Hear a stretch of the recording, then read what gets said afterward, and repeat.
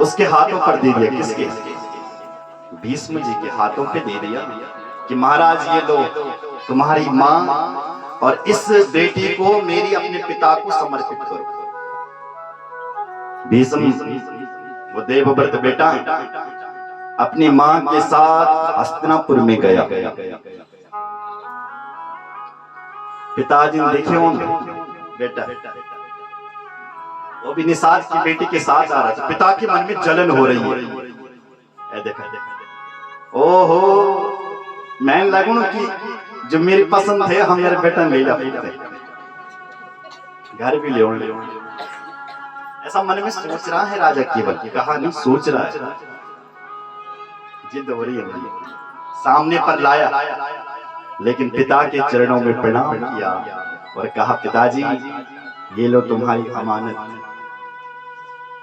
जिस कन्या को तुम चाहते थे, जिससे तुम विवाह करना चाहते थे, ये तुम्हारी अमानत है।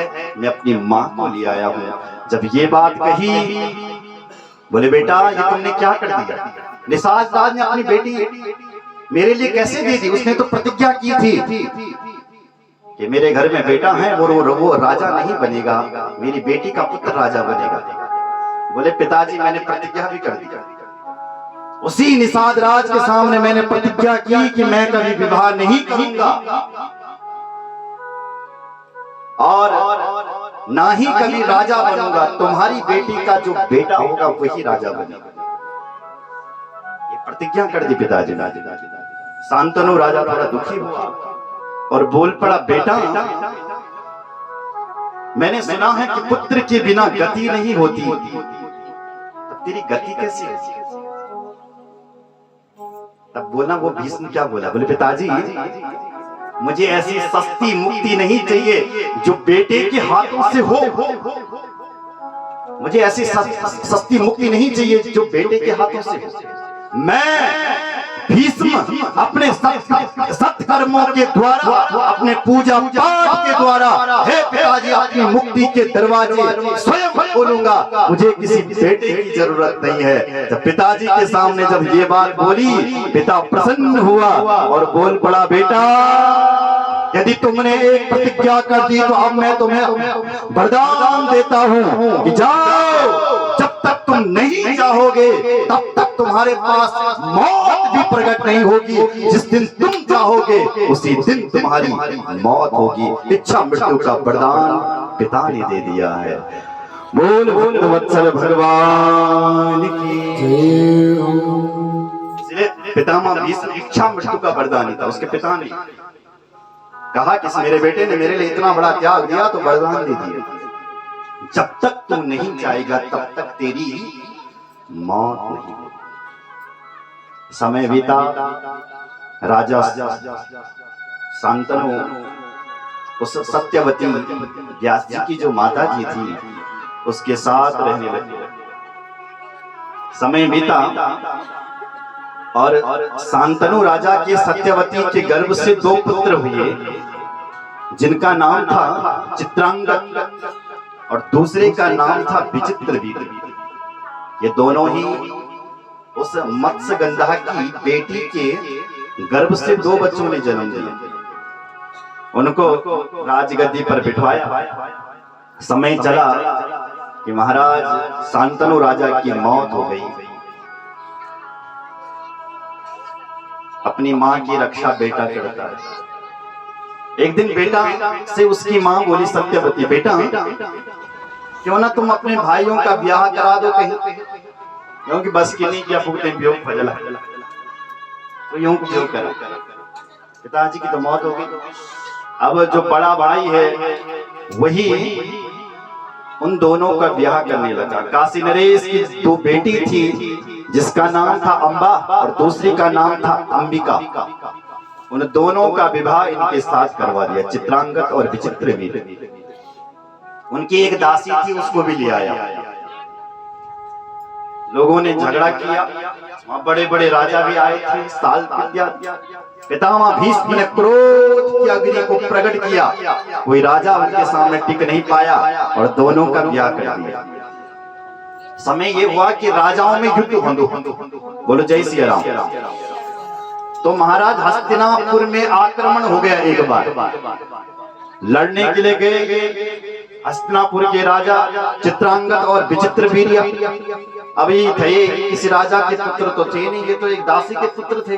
जब लड़ने के लिए गए तो दोनों मर गए युद्ध में, घायल हो गए और मर गए। अब उनकी जो पत्नी थी वो विधवा। अब हस्तिनापुर की गद्दी खाली है, ये दोनों तो मर गए। अब कौन राजा बनेगा? पितामह भीष्म तो राजा बन नहीं सकता, क्योंकि इसने प्रतिज्ञा की है भगवान सूर्य के सामने कि ना मैं राजा बनूंगा और ना ही कभी ब्याह करूंगा। गद्दी बिल्कुल खाली। अब क्या होगा सोच रहा, क्या करूं? तब भीष्म जी ने व्यास जी को बुलाया। उन्हीं वेद व्यास सत्यवती को, जिन्होंने सत्यवती माता ने जिनको जन्म दिया था, उन्हीं वेद व्यास जी को बुलाया और उनसे कहा, बोले महाराज आपकी कृपा दृष्टि यदि पड़ गई हमारे हस्तिनापुर के ऊपर तो यहाँ बेटे हो सकते हैं, आप आइए और हमें कुछ मार्गदर्शन दीजिए। तो व्यास जी ने कहा, राजन भीष्म, यदि ये जो तीनों जो ये चित्रांगद और विचित्रवीर्य की जो पत्नियां हैं ना, अंबा और अंबिका और एक उनकी दासी थी, ये यदि नग्न भेष में मेरे सामने से निकले तो इनके पुत्र हो सकते, अन्यथा इनकी बेटा नहीं हो सकती। तो महाराज तीनों ने कहा कि ठीक है। तो तीनों देवियां व्यास जी के सामने नग्न अवस्था में आई। लिखा है, व्यास वीर्यस्तु संजातो धृतराष्ट्रो तेव च मुनि दृष्ट्वा कामिन्या नेत्र सम्मीलिनीं कृते। व्यास जी के सामने से वो तीन देवी निकली। पहले निकली अंबा। व्यास जी ने के सामने जब अंबा निर्वस्त्र निकली, जैसे उसने व्यास जी को देखा, ध्यान से सुना, तो उसने अपने आंखें बंद कर दी है। तो जैसे उसने आंखें बंद की तो उसकी गर्भ से एक अंधा बेटा उत्पन्न हुआ। जयकुनो हुई धृतराष्ट्र, अंधा बेटा पैदा हुआ। दूसरी थी अंबालिका। वो जब व्यास जी के आगे से निकली, उसने जब व्यास जी को देखा, क्योंकि नग्न अवस्था में थी, तो पीली पड़ गई बिल्कुल। जैसी पीली पड़ी तो उसके गर्भ से पीलिया का मरीच पांडु उत्पन्न हुआ। तीसरी थी दासी। जब व्यास जी के सामने से निकली तो वो विचित्र ढंग से खड़ी रही, तो उसके गर्भ से महात्मा विदुर का जन्म हुआ। इस प्रकार से इनका जन्म हुआ। अब बड़ा हुआ धृतराष्ट्र, तो धृतराष्ट्र को ही गद्दी पर बिठाया। धृतराष्ट्र की भी दो पत्नियां थी, जिसमें लिखा है कि एक पत्नी का नाम था गांधारी और दूसरी पत्नी का नाम था सौबली। गांधारी के 100 पुत्र हुए, उनमें से दुर्योधन आदि 100 बेटती गई गांधारी का। और जो धृतराष्ट्र की दूसरी पत्नी थी, जिसका नाम था सौबली, उसका एक बेटा हुआ, उसका नाम था युयुत्सु। जब महाभारत का युद्ध हो रहा था, तो महाभारत के युद्ध में पांडवों ने एक घोषणा की, धर्मराज युधिष्ठिर जी ने, हे कौरवों, यदि तुम्हें हमारी तरफ यदि धर्म दिखाई पड़ रहा है तो कौरवों से कोई भी उठ करके हमारी तरफ आ सकता है। तो उसमें से एक युयुत्सु नाम का बेटा था धृतराष्ट्र का, वो आकर के पांडवों में मिल गया। 101 भाई थे, तो वही इनका एक भाई बचा रहा। बाद बाकी सबकी मौत हुई। महाभारत काल एक भाई बचा रहा। यहाँ लिखा है, गांधारी सुसुवे पुत्रम सतम परम शोभनम वैश्यमेकं सुतम कांतम युत्सुम सुसुवे प्रियम। गांधारी के सुसुवे पुत्र सतम 100 बेटा हुए, सौबली के एक बेटा हुआ। इधर महाराज पांडु जैन पे लिया हुए बचपन से, लिखा है उसका भी 2 विवाह हुआ। पहला हुआ कुंती से और दूसरा हुआ माद्री से, ऐसा लिखा है। प्रथमं तु कुंती तु प्रथमं कन्या सूर्या कर्ण मनोहरम सुसुवे पित्रे गेहस्था पश्चात पांडु परिग्रह। सूत जी कहते हैं ऋषियों, पांडु की जो ये पत्नी थी कुंती, उसने एक पुत्र को पहले ही जन्म दे दिया था, तब उसका ब्याह हुआ। सौनक जी कथा सुन रहे थे, पूछ लिया गुरुदेव कुंती ने एक बेटे को कैसे जन्म दे दिया, समझ में नहीं आ रहा मेरे। कुंती का बेटा कौन? सूर्यात्कर्ण कथम जाता कन्यायं वधपिस्सरा कन्या कथम पुनर्जाता पांडुना सह विवाहिता। हे गुरुदेव, हमने भी सुना है कि जो कर्ण है भगवान सूर्य का पुत्र है, जो कर्ण है वो मां कुंती का पुत्र है। पर हमने ये भी सुना है कि विवाह के पहले ही कुंती ने उसको जन्म दे दिया था। ये घटना कैसे घटी, आप विस्तार से सुनाइए। सूत जी मुस्कुरा करके बोले, सुनो सूरसेना सुता कुंती बाल भावे यदा ध्वजा। सूरसेन की बेटी का नाम था प्रथा। सूरसेन के एक मित्र थे जिनका नाम था कुंती भोज, और उन्हीं की एक बेटी हुई जिसका नाम था कुंती। कुंती भोजेन राजा तो पार्थिता कन्यका सुभा। कुंती भोज राजा ने प्रथु से उस पुत्री को मांगा और फिर कुंती उनके कुंती भोज के घर में पैदा हो गई। एक समय क्या हुआ कि दुर्वासा मुनि, हमारा जो ऋषि ना, ऋषियों के लिए लिखा है कि उनको हमेशा भ्रमण करना चाहिए, हमेशा घूमना चाहिए। किस लिए घूमना चाहिए? बोले सत्संगार्थम, सत्संग की इच्छा से। किसी ऋषि को अपने आश्रम में नहीं रहना चाहिए, आश्रम बनाकर के किसी साधु को नहीं रहना चाहिए।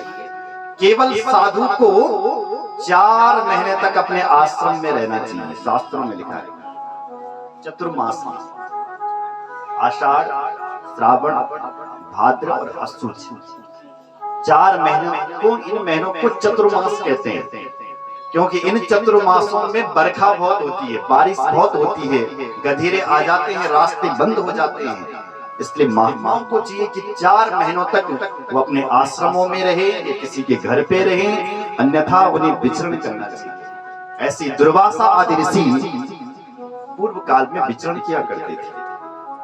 चतुर्मास आया तो वो कुंती भोज राजा के यहाँ चले गए। दुर्वासस्तु मुनि प्राप्त चतुर्मासी स्थितो द्विजा। चतुर्मास में कुंती भोज राजा के घर में गए। उनकी एक बेटी है जिसका नाम है कुंती, और कुंती महात्माओं की सेवा करती है। यह वही कुंती है जो कभी बूढ़ी नहीं होती। हमारे पुराणों में लिखा है 5 माताएं ऐसी हैं जो कभी बूढ़ी नहीं होती। तारा, मंदोदरी, कुंती। पहला नाम तारा का आया है। बाली की जो पत्नी थी तारा, और तारा तो इतनी बड़ी तपस्विनी थी कि वो भविष्य को भी जानती थी। अपने पति को समझाती है, राम जी तुम्हें जिंदा नहीं छोड़ेंगे, मान जाओ, मत करो उनसे बैर, और तुम उनसे बैर कर रहे हो तो तुम्हारा काल सुनिश्चित है। फिर भी उस बाली ने एक नहीं माना।